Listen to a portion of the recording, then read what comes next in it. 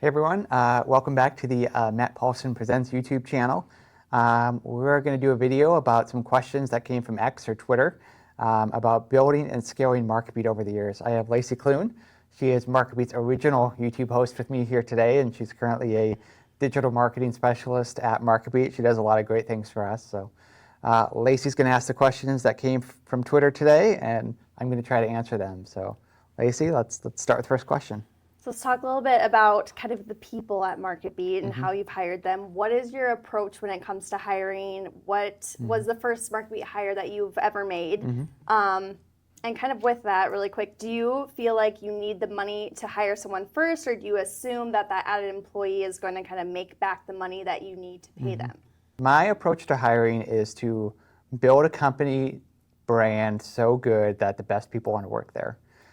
You see this, if you live in Sioux Falls, you know all about it. We do tons of stuff in the community. We have the MarketBeat Open Tennis Tournament. We've got the Lot of the Cooler Music Festival. We're big sponsors of Augustana Hockey. You could name 10 things just like that that we do in Sioux Falls. So people know about MarketBeat long before we ever have a job posting. It costs us quite a bit of money to do that, but we do it, and it brings us great people like you. The first hire MarketBeat ever made was in 2013. There's a gal named Stevie Shea, and she was our customer support specialist. So when people emailed MarketBeat before it was even MarketBeat, she would be the person that replied to the emails. She worked maybe 20 hours a week. It was really like during COVID, post-COVID, when we started to scale up the team. Like we only had 5 people before COVID. Now we're up to 21. And yeah, so let's see what else.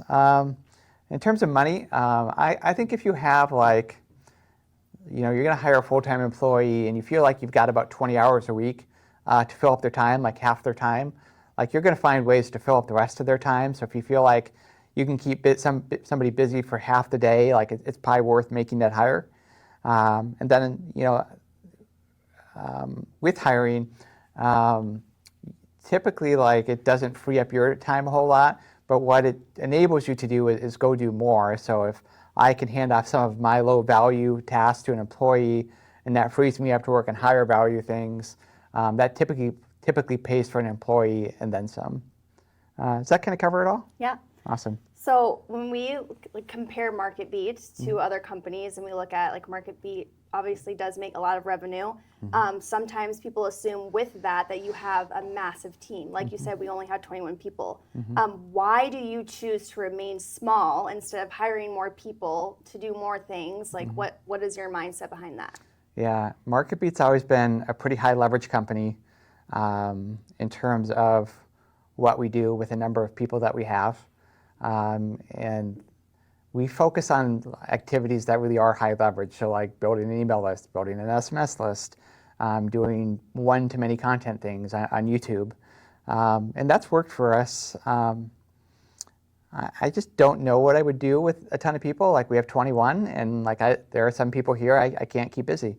So I think a lot of it is just like focusing on what matters in business. We're a media company.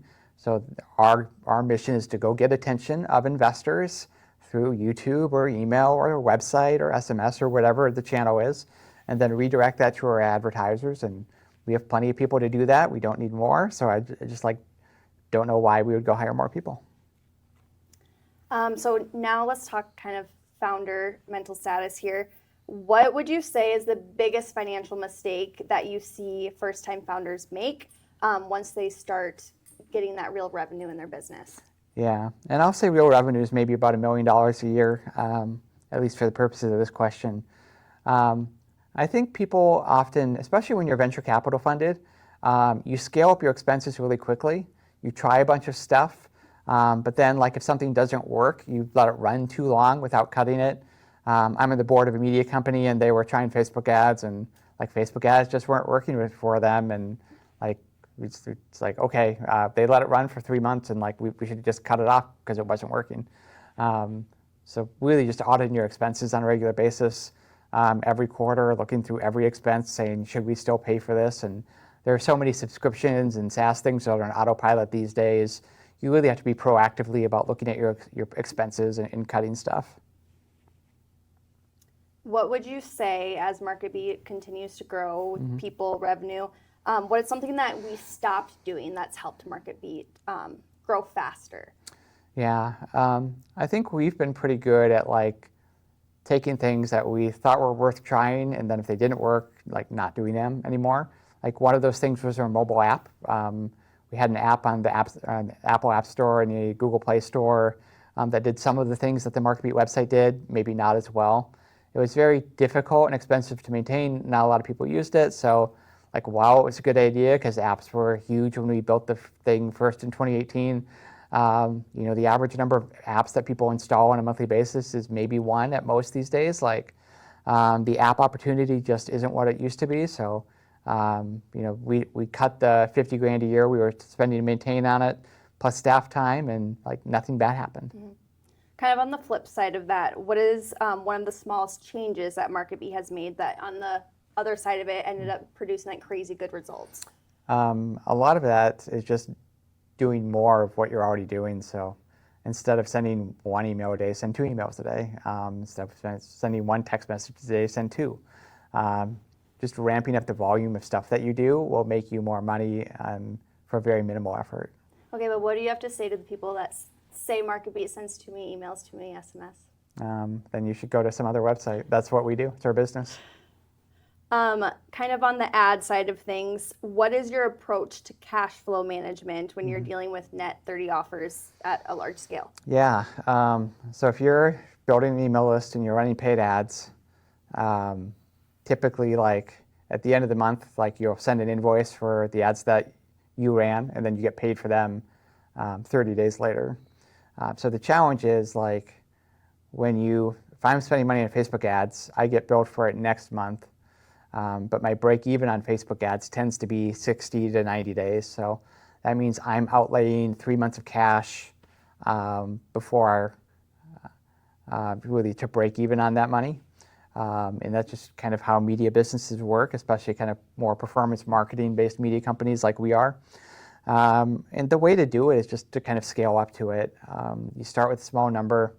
Then as your like money's coming back, you just kind of scale that number up over time. So right now, MarketBeat probably has kind of $5 million at a time that's kind of like out of like stuff that like money we've spent on Facebook, but we haven't gotten the return yet, or Google or wherever. And that's just a feature of the business. It's like not something you can really avoid. Mm-hmm. The key is just to kind of work your way up over time. As you have more cash, you can put out more in advertising and kind of wait for that to return. So when we're thinking about MarketBeat, alongside all the other things that you're involved in and that you make investments in, if you just focused on MarketBeat, no other investments, do you feel like you'd be more successful? I think yes. I've gotten distracted often over the years. Like I wrote 6 business books. I've got involved with some other businesses that are not easy to get out of. Like I had some I had a business there was a golf media company I was involved with. There was a SaaS company that helped animal shelters raise money. I think I could have got where I am today a lot faster had I not gone all those side quests and focused on MarketBeat. Today I've got a great team, so I can be distracted a little bit, but I definitely get too distracted, not with other businesses as much these days, but more community stuff, different boards and nonprofits that I'm involved with. And that's just kind of a decision I've made. Like, yes, MarketBeat would probably get to 100 million in revenue faster if I wasn't doing as many of these things, but at some point, how much money do you need in life? And I really do want to do some of those kind of give back, volunteer kind of things. Yeah. Well, we'll drop the link below to your books if anyone wants them, because they're still out there. They sure are. The good one is Email Marketing Demystified. The domain for that is myemailmarketingbook.com. That'll take you to Amazon. I think it's like $3 at most. So if you want to spend $3 on that book, it's still pretty good. I think I updated it 4 years ago. Go check that out. Okay, I have another question for you. I feel like this is one of the best questions kind of in this set, actually. But why does MarketBeat stand out? I mean, you talk a lot about, I swear you share all of your secrets. You're just good at what you do, Matt. But why are we making so much more money than everyone else? If a competitor came to our office, followed you around for 24 hours, they'd see you drinking a lot of lattes. But what else would they notice? Are you really that much better at analyzing data than anyone else? I mean, me, yes. But Is it your sending volume? What is the number one differentiator, you would say? There are a lot of companies like MarketBeat out there in the financial media space, or like there are the software companies, companies like TipRanks or FinViz or Stock Analysis, where their primary business is making investment research tools.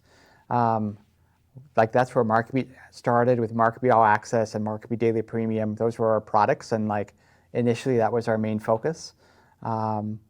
Like the investment research tools business, you can get that to $5 or $10 million a year, but it's really tough to scale beyond that because these are consumer products that have pretty high churn rates, 5 to 8% a month, and it's really hard to grow that because you're starting backwards every month as people churn. So those can be okay businesses, but they're hard to scale past 8 figures. What MarketBeat figured out is that we should really focus on advertising. And we had to build our own systems. Like we built our own CRM for email that was powered by SendGrid.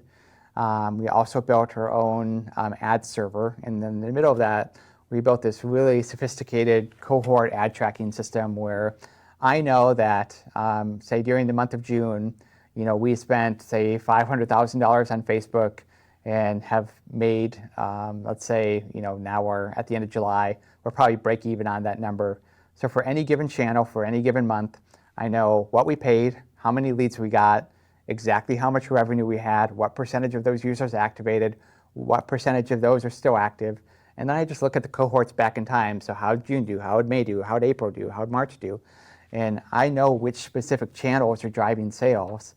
So sometimes there are channels out there like certain co-registration platforms that will show you a lot of engagement metrics that like there's lots of clicks, there's lots of opens. But turns out nobody's buying anything. If you didn't have the ad system that we had, you would never know that. You would say, this is great. These people are opening my emails, they're clicking on stuff, everything's perfect. But you would never know that they're not buying anything. So I think MarketBeat's data game is probably the best in the industry, at least in terms of what we do. And that's kind of the magic to it. I can test out any new ad platform, spend $25,000 to $50,000 on it, and then I'll know if we're making money off of it. And if it is, we just do more of it. And if it doesn't, we stop doing it. And that data is kind of a cheat code in terms of media buying and then ultimately our profitability. Awesome. Yeah, so that's the last question in this set. We're gonna cap off the video here. If you like this video and want more of them, go to the Matt Paulson Presents YouTube channel. Like it, subscribe to it, tell your friends.